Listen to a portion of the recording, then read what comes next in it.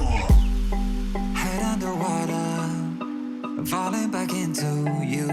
I thought we'd be smarter, I got nothing left to lose. You said you fall with me, no matter how far it goes. Down deep and under, we're stuck in this pattern, but I need you close. All I ever wanted was for you to prove me wrong. You're changing our colors again and again. I could never let you go. Something about you feels so different, makes me wanna risk it. Every time I look at you, you pull me back into your river. Swim a little deeper, I don't need to breathe with my head underwater.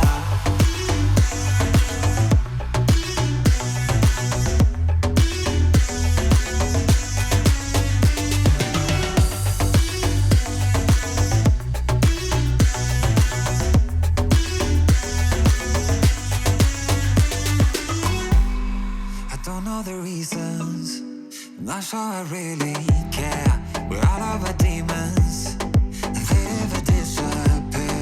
I will forgive you if you've forgiven me.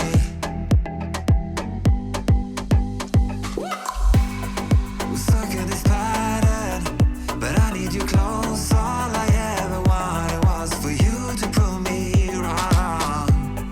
You're changing our colors again and again. I could never let you go.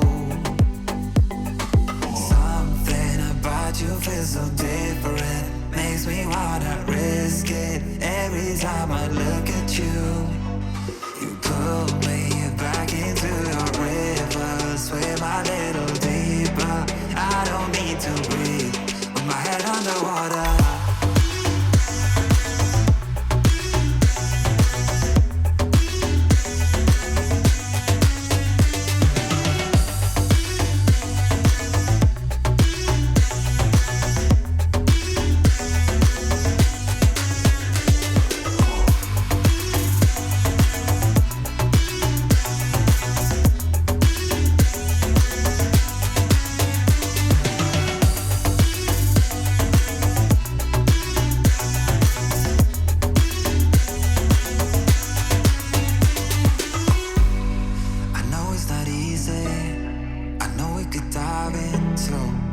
Like the others, they do not need to know. You said you fall with me, no matter how deep it goes. With my head underwater.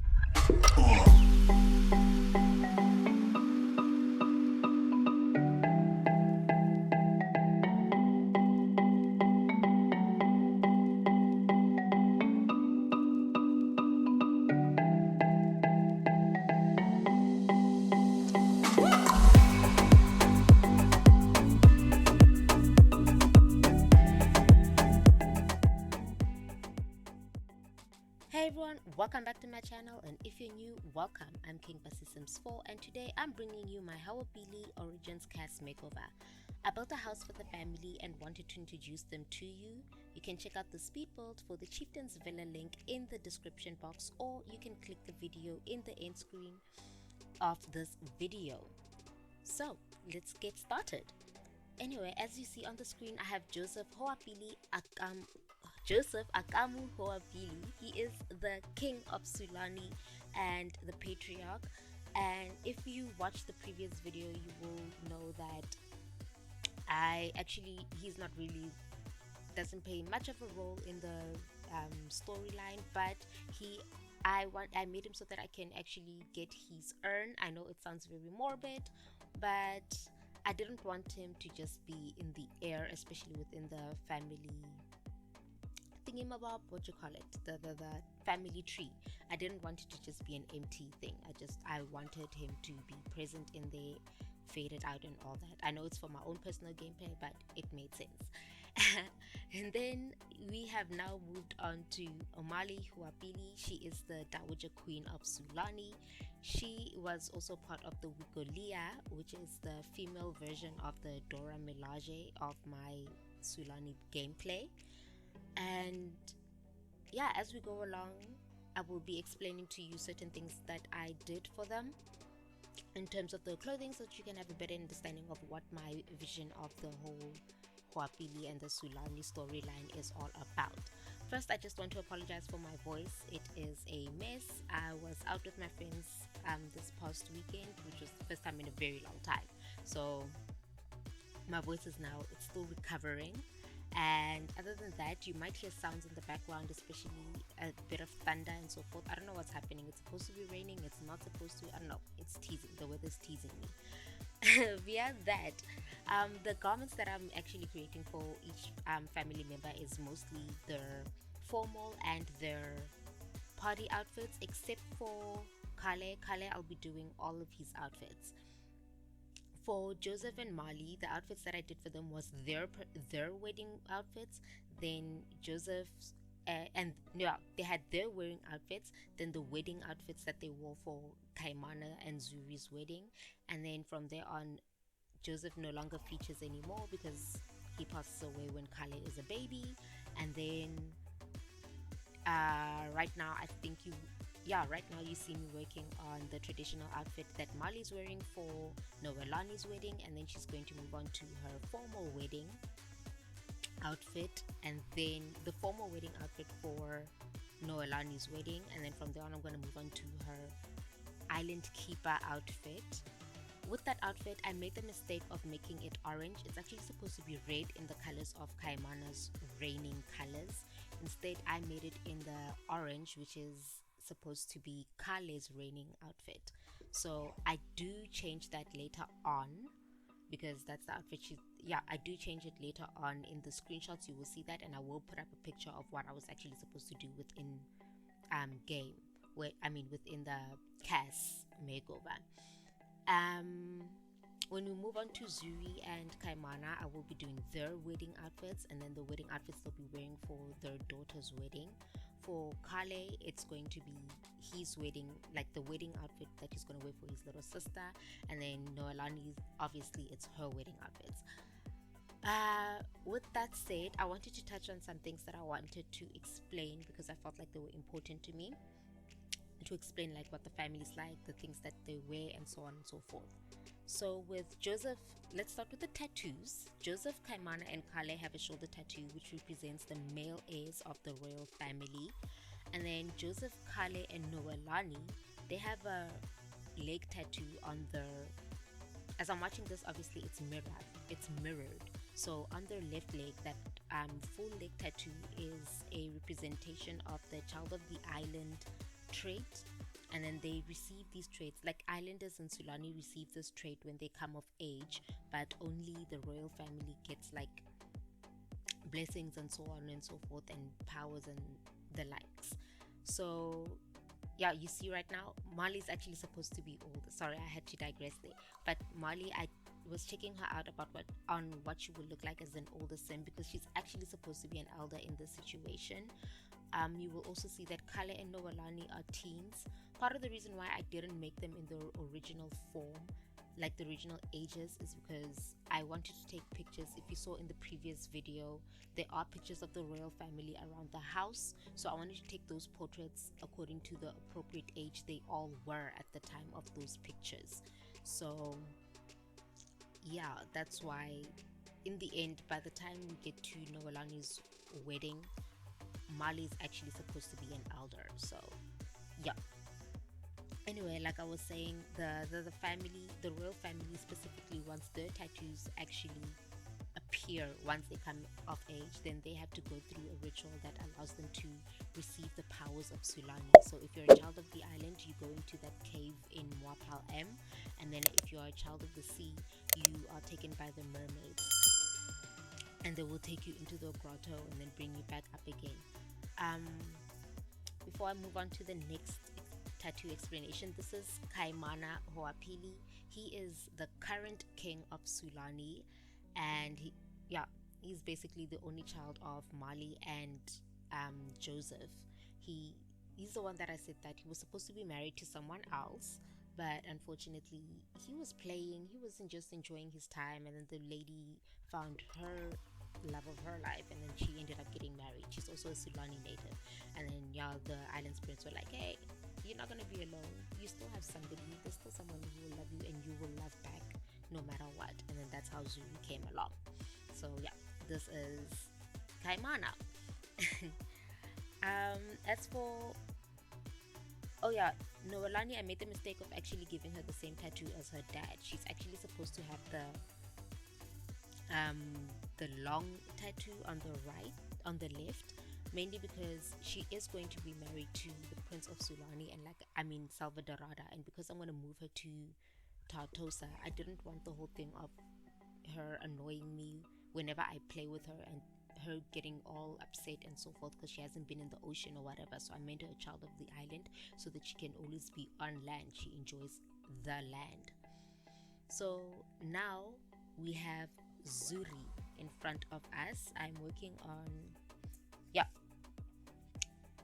working on Zuri of the house Hassani. So like I said in the previous video, she is from Tanzania.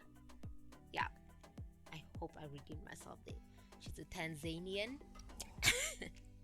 Tanzanian, sorry. So by birth, and then she moved to Sulani when she was a kid, and she is now the queen consort of Sulani.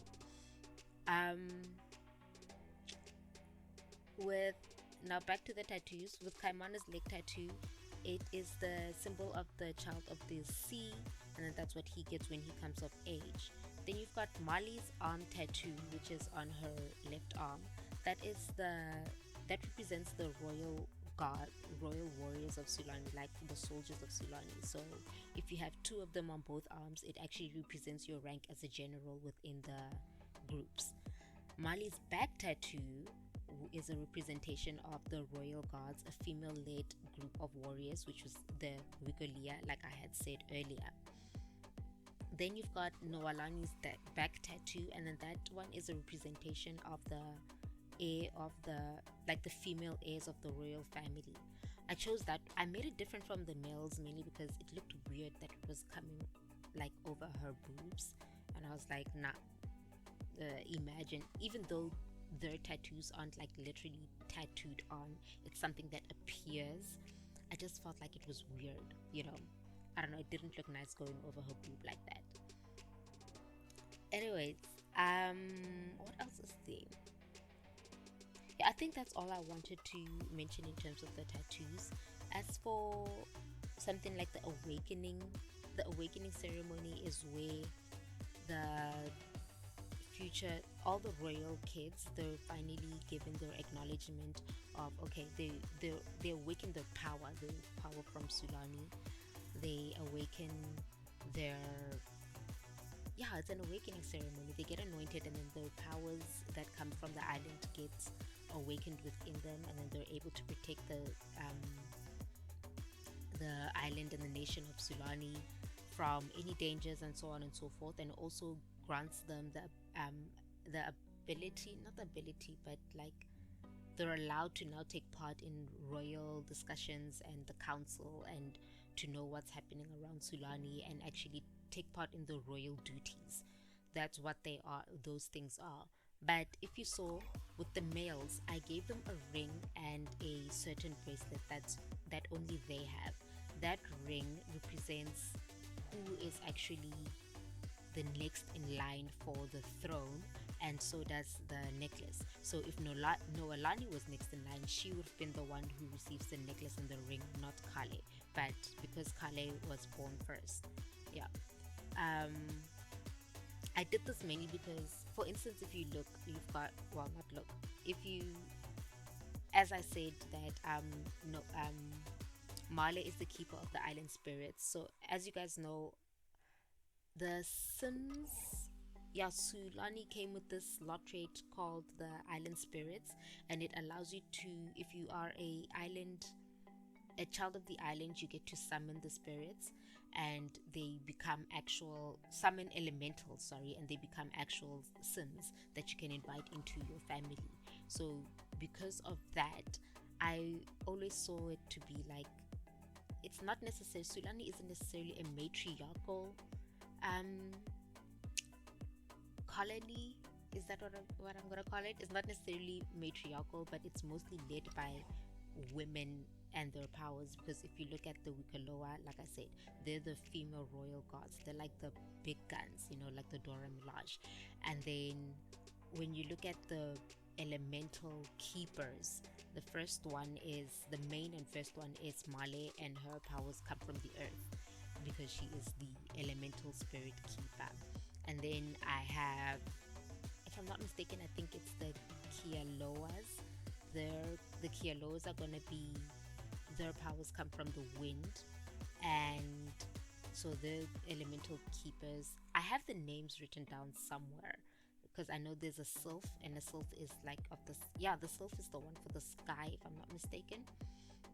And then you've got a sprite, which is the fire, and like I said, that one is going to be from someone in Windenburg, one of the family members in Windenburg, who is a native Sulani resident. And then I've got the mermaids, which is the Mayahi families, and all of these keepers have to be female. So a lot of emphasis is placed on the females in the family. So they don't have this thing of, okay, no, all the royal people have to be males, the heirs have to be males. No, they just need an heir, and that's it. The heir will rule Sulani, will lead Sulani, and so on and so forth. They really don't care what's your gender, they really don't care what you identify as. They, like, whoever rules, which is part of why I liked, like, the thought of Leah Hawata.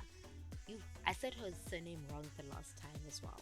I like the story that I had up for her for once I get to her generation, where Leia is, well, let me not say her. I haven't decided what she will identify as yet, but I do see that she's either in the middle of a transition, or she just has a masculine body. So I'm still, for me, my story is that Leia, before she takes the throne, as she's been taught and so on and so forth by her grandmother, who is Kiala, she is going to go for her surgery, her transition surgery, and I see it's going to be from she to he, but still I'm not sure if I don't think I'm going to have her pronouns be she, he, she, her, or he, him. I still have to decide what her pronouns are going to be, but she's definitely going to have a transition. That one is a fact. I'm definitely transitioning Leia. So yeah, that's basically the story of the Hoapilis, and yeah, I don't know, that's all I can say for now. We're almost done. We're actually done, and we're about to get into the screenshots. But otherwise, guys, if you enjoyed this video, don't forget to leave a like, subscribe, and hit that notification bell so that you never miss another video again. And also, the list of CC that I used is down below so that you guys can download the awesome CC that I used for creating these Sims, and I want to thank the CC creators for their creations. Otherwise, guys, I will see you in the next video. Bye. About you feels so different, makes me wanna risk it every time I look at you. You pull me back into your river, swim a little deeper. I don't need to breathe with my head underwater.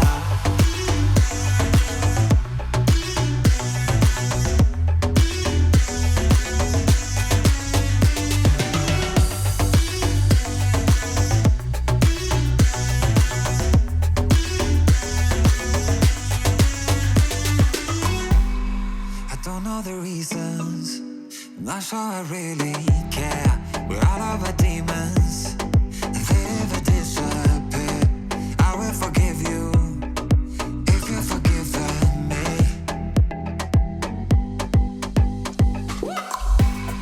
We're stuck in this pattern, but I need you close. All I ever wanted was for you to prove me wrong. You're changing our colors again and again. I could never let you go. Something about you feels so different, makes me wanna risk it every time I look at you.